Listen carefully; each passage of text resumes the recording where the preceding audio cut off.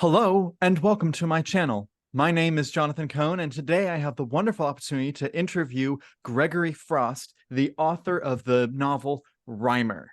This is the first book in the Rhymer trilogy published by Baen Books that was released this June. It is kind of a fantasy historical series. And Mr. Frost, thank you for joining me today. Oh, you're welcome. My pleasure. So the first question I have for you is if you can basically give the pitch or the summary of what Rhymer is. The elevator pitch. Rhymer is an epic fantasy with a kind of science fictional edge, about what Michael Moorcock would refer to as an eternal champion, who is a figure out of Scottish balladry, who comes to life and becomes the single-handed nemesis of an otherworldly race of elves. So maybe that does it for you. I hope that does it anyway. Okay. Yeah. The biggest surprise to me was that the elves are evil. It's not something you see all the time in literature. Well, it's funny. There's a woman I taught at Swarthmore a number of years ago who's now herself a professor with a PhD at the University of Pennsylvania named Carolyn Batten. And she gave a talk, I'd say 2 months ago that I attended. And we were talking afterwards, and she said that something along the lines of the reason J.R.R. Tolkien wrote Lord of the Rings was because he found out there was no standardized elf. It's like every literature had a different kind of elf. There were little house elves. There were huge human-sized elves. Some of them were evil. Some of them were tricksters and stuff. So she said that the reason Lord of the Rings exists is because Tolkien was very pissed off that there wasn't an elf. There was like this plethora of elf types. So I figured, why not one more? Anyway. So you touched on the idea that it is based off of a historical character, Thomas the Rhymer. Can you say, like, was there a specific thing you read or a specific project or something that's made you go, that's why I want to write the book? Something that was served as your direct inspiration? Well, I've known the ballad of Thomas the Rhymer since I was in college, at the very least. Steel Eye Band's version of the song. The thing that started this, the what do I want to say, the fuse, was that Jonathan Mayberry and I were invited a number of years ago to collaborate on a novella for an anthology called Dark Duets, edited by Christopher Golden. And Jonathan and I were having beers, needless to say, this is so typical, in a bar. And he said, I want to do a Thomas the Rhymer novel. And I said, okay, I want to do a Thomas the Rhymer novel too. Or novella for this project anyway. And he said, let's put zombies in it because that's Jonathan. And at that time, everything Jonathan wrote at that particular period in time was zombies. And I said, no, I don't want to do zombies. Let's do something weird with the elves. And so, as he usually does, he had 50,000 projects going. So he said, you want to do the first draft? I said, sure, I'll do the first draft. And I went back, listened to the song, read up on Thomas the Rhymer, found out that there was, in fact, a historical Thomas the Rhymer in a town called Ercildoune, which is now Earlston in Scotland, sometimes called Thomas Learmouth or Thomas Learmonth. The name varies with each iteration. So there really was somebody that got labeled Thomas the Rhymer. So I tried writing the origin story. And this was, for a novella, 20,000 words, and it just didn't fit. It was too huge for 20,000 words. So Jonathan had wanted to write a contemporary Thomas the Rhymer story anyway. So we wrote the 21st century version of him. Like, this is where he started. This is where he is today, still battling the elves, still the only person battling the elves, basically. And we finished that, and Dark Duets went out, and it was pretty successful, and there are audiobooks of it, et cetera, et cetera. And we both thought we were done with it, but it bugged me that I hadn't been able to write the origin story that I'd researched, because I really enjoyed the research. So I talked to Jonathan about it, and he, as usual, has, again, 50,000 projects in line. There's no room anywhere for this to fit in. So he said, go ahead and write it, and granted me permission to, do this without him. And so generously, I might add. So I sat down and started writing the historical origin story of Thomas the Rhymer, thinking it was one book. And I would just write the one book and it would sell someplace and that would be the end of it. And then Toni Weisskopf at Bain got her hands on the manuscript and said, well, I want 3 of them. And we're like, oh no, 3, what am I going to do? So I quickly had to come up with books 2 and books 3, at least in pitch form, to start writing the first one. I mean, at least they wanted more. They could have said, you know what, we'll just stick with the one. So yeah, or why don't you turn that into a novella? And then I would have hanged myself. But yeah, so yes, I'm very glad that she chose 3. Although it's getting tougher with each iteration to go, what am I going to do this time? But anyway. Yeah. So you mentioned doing the research for the novella when you thought you might do it as an origin story. Right. You said that Jonathan Mayberry was helping you with the ideas as well, which I love. Jonathan Mayberry. He's most recently worked on the as the head of the International Association of Media Tie-in Writers. Right. Right. That's a great organization. So we're glad that you worked with him. But regarding the research, besides the ballad, are there other novels? I've never heard of other novels featuring the character that you read, or did you have to travel anywhere to do the research? I should have traveled someplace to do the research. I'd been to Scotland a couple of times, so I'd already sort of been in the area. But what do I want to say here? There is a wonderful version of Thomas the Rhymer that adheres pretty much to the ballad. And that's written by Ellen Kushner and was part of Terry Windling's fairy tale fantasy series years ago. I'm not sure if that was Tor or Avon at the time, but it was one of those. And it's a great book. And it's the sort of book that makes you go, there's no reason for me to try and cover that material because she's done it so well. I don't want to try and duplicate Ellen Kushner. I love Ellen. So, I'm not going to go, look, I've got a competing version of the same story. No, I didn't want to do that. So I knew about hers. And as I say, I knew about the ballad. And I just started digging into historical research of things in the area of Earlston and where Thomas, the ballad starts off with a line that goes something like, True Thomas sat on Huntley Bank and he beheld a lady gay, who turns out to be the Queen of Fairy, or the Queen of Elfland. And Huntley Bank is a real place near the Tweed and Yarrow rivers. So I'm researching that and I'm, playing with the ballad.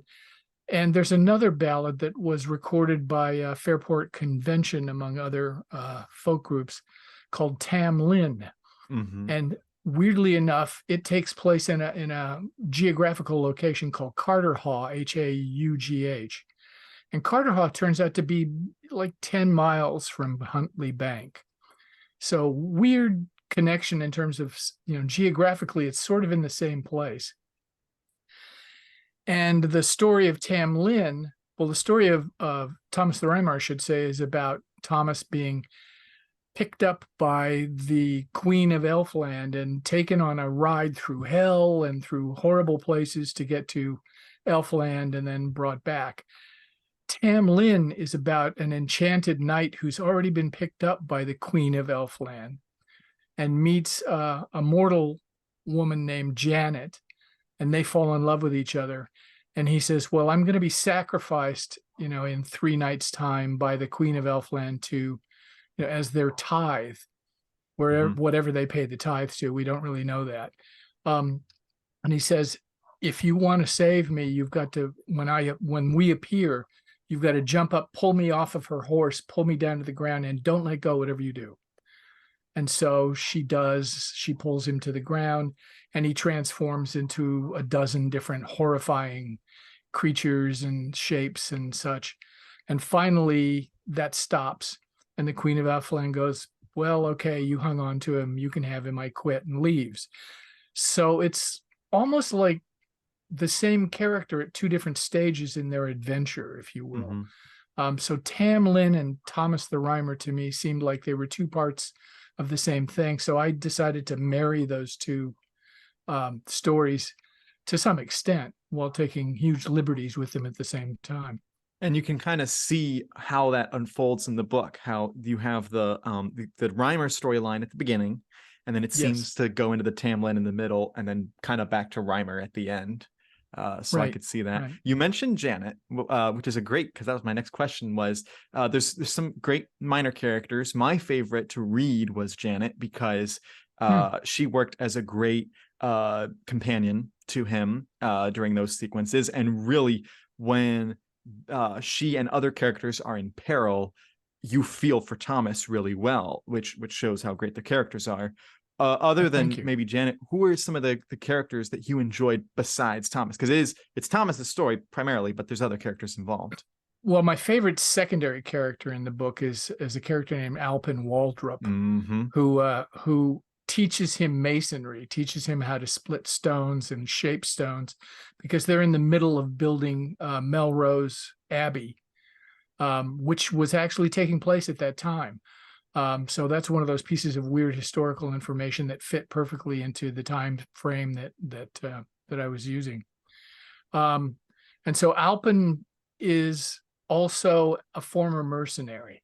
Hmm. And so Thomas really, I mean, Thomas is out for revenge because the elves have taken his brother, as opposed to the ballad of Thomas the Rhymer, where they take him. In this case, they've Hmm. taken his brother to Elfland as their sacrifice. And so he wants vengeance, but he doesn't know how to do anything. He's, just not prepared. And so he convinces Alpin to teach him how to shoot arrows, how to become a bowman, and how to not only just somebody who can shoot arrows, but somebody who's basically a war mercenary, somebody who can fire arrows during wartime, while they're running on foot.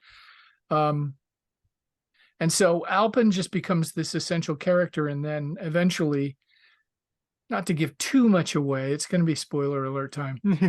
Alpin passes away about halfway through the book, and after that, he's this sort of ghostly presence that follows Thomas around and occasionally says something pithy and useless, or pithy and useful, depending on the moment, and has opinions of his own. And so he's either the voice of Thomas's conscience, or he's really this ghost that's hanging around and giving him advice as he goes through the adventure. I did enjoy his character. He provided some great humor. And in the first half when he was alive, he's not particularly like trying to be humorous.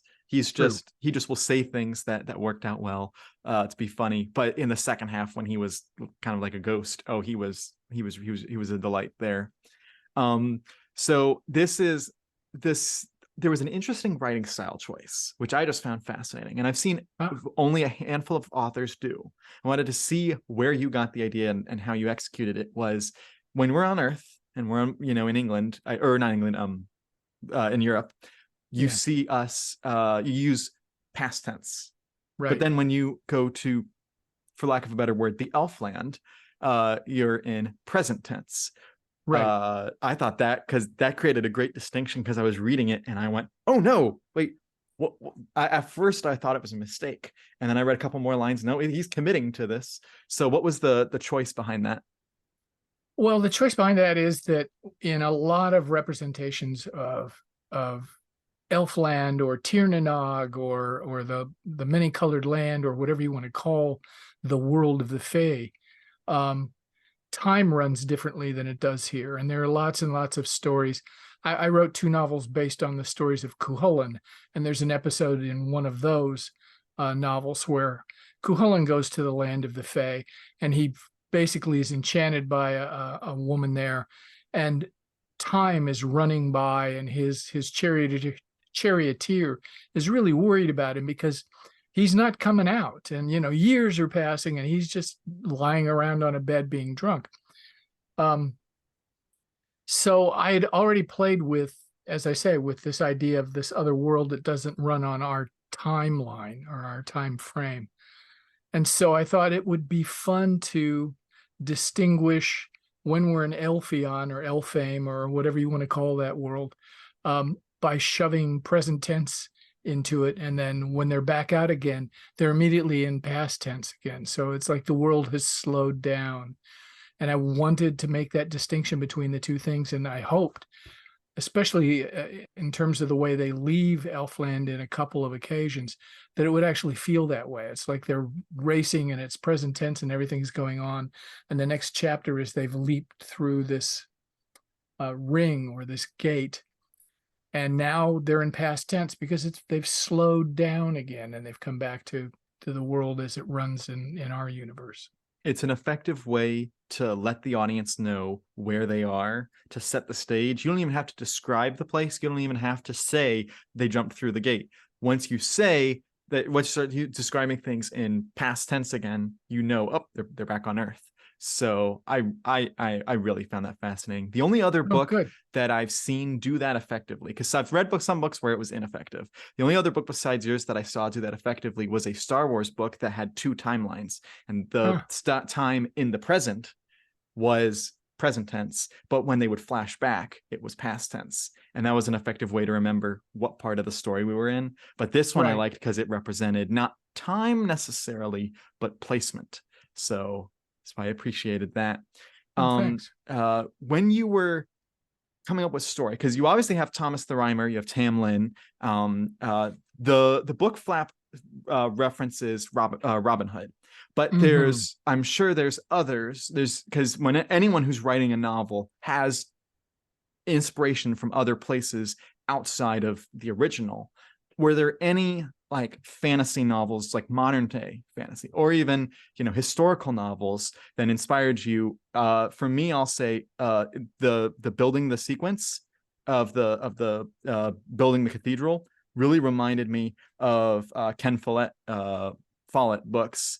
Oh yes, I know. Pillars of the Earth. Pillars of the Earth. Yes. That's it. Yeah, Great novel. That reminded me Great of that. novel. Were there any like that when you were creating it that made you think of those? Pillars of the Earth is one. Yes, I had written a story many years ago about masonry, about masons during the medieval period, and I'd read an entire nonfiction book about medieval masonry. So I already had that information, which is sort of what pushed me towards using Melrose Abbey is useful for a number of reasons, but for that reason in particular, it was fun to do that. In terms of, are you talking research or just novels, just that affected? Things that when you were writing, you said, I want to utilize this idea, this trope from this book, or something that you thought from other books that you had read or known about? Well, I didn't really think about it at the time, but I suspect I was influenced to a degree by Fritz Leiber's Fafhrd and the Grey Mouser, in terms of having this duo at the center of the story, or at least a good part of the story at the center of the story. And they're never quite on the same page, and they both, you know, are up to no good. And so that's definitely in there. I don't know. I mean, influences like Roger Zelazny's 9 Princes in Amber comes to mind. It's one of my favorite novels of all time. But I'm not sure if I can think of any right off the top of my head that were specifically things I was thinking about, like, oh, I'm going to do this because such and such did this. Okay. So, were there any, this book was published by Baen, which is a great publisher. I love reading Baen books. Really great if you like fantasy and science fiction. When you worked with Toni Weisskopf at Baen, were there any suggestions that she or the other editors brought that really helped with the story? Or were there any hurdles that publishing through a traditional publisher had that you were able to overcome when you were working on this? Just deadlines. The terror of deadlines is a wonderful thing. Good motivator. So she gave me notes on the first book, but they were really mostly pretty minor. I think the first book I had worked and worked and worked. So by the time Toni got it, I don't think there were too many things that needed changing, reworking, except for the ending, because in the original, oh God, I'm going to give this away. Okay. I killed Janet in the first book, right? As I delivered it to Baen, and Toni said, "You can't kill her. She has to live. I went, all right, fine, fine, fine. She lives, she lives. So, so that ending changed to a much more positive, uplifting, happy ending than what I in my dark and brooding, room Right. thought of in the first place. So Tony made a big difference with the ending, and I think it really improved the book, frankly. I'm just naturally going, oh, it's got to be a tragedy, got to be a tragedy. And she's going, no, no, you can't do that. Well, So, I think that kind of works because if you there's two natural places that can go. You can go full on tragedy. The book's tragic at the beginning, his brother's kidnapped, and then he has all these tragedies throughout. So to end it on a tragedy would be consistent and would show this like this slope into revenge. At the beginning of the book, it's more, I want to get my brother back. And then as right, that seems unlikely, it becomes more, I want revenge for it. And if you kill off Janet, he's full on revenge mode and potentially turns him in, you could turn him into an evil character. But I do like that with her surviving, you have the potential of he could go either way. He could still go full on evil, but he also right. could retain his goodness and not go purely for revenge, partially to protect his family. Absolutely true. And she is, again, she's a very positive figure in his life. All the good things that happened to him sort of happened to him because of Janet. Um, in the same way that Alpin Waldrop is sort of his comic, his comic relief companion, that sort of thing. So I agree with you completely. Yeah, she turned out to be a really wonderful character, and the tragedy. I'll just say the tragedy of his life with her reappears in book 2. Ooh. So there is tragedy yet to come. But anyway, Well, the you packed a first lot of book ends tragedy in this happily. one. Yeah, I think if I'd done that, if I'd killed off one more character, it would have been like, you've gone too far. You've just gone too far.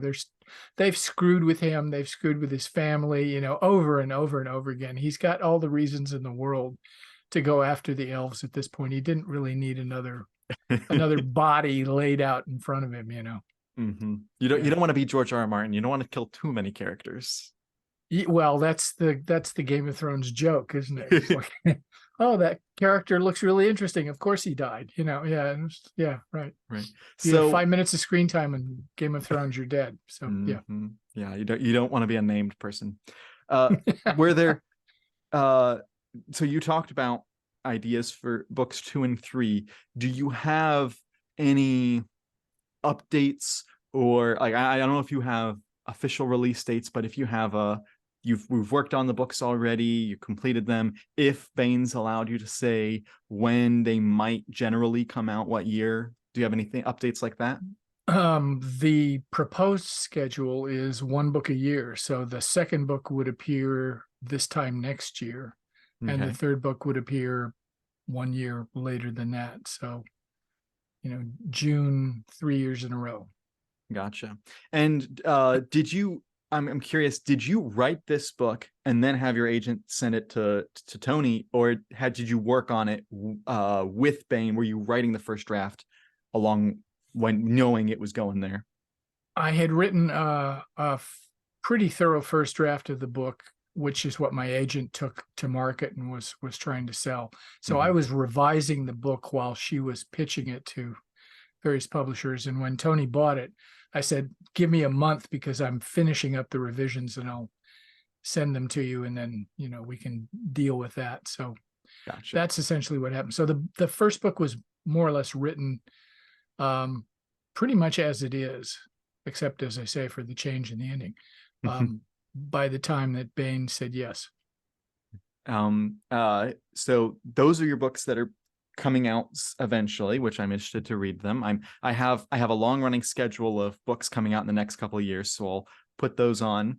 But I know you've written books before this. This is your first Bane book, but I know you've Yes. written books before this. If readers enjoy Reimer or are just looking for more from you, can you generally tell us what kinds of books you have available?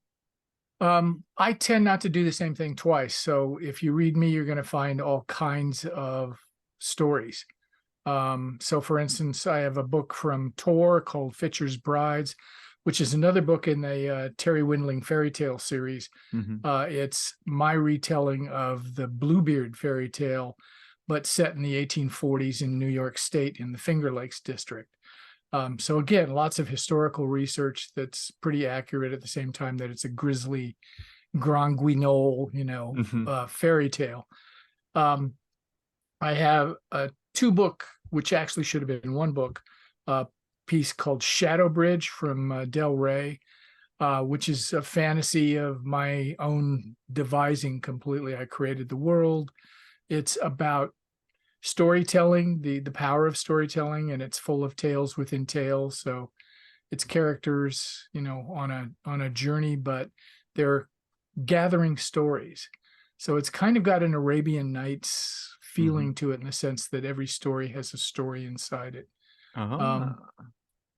that sort of thing. Other than that, the Irish novel I mentioned a little while ago, Toyne, which is based on the Toyne Bo Colnia, the Irish cattle raid of Cooley,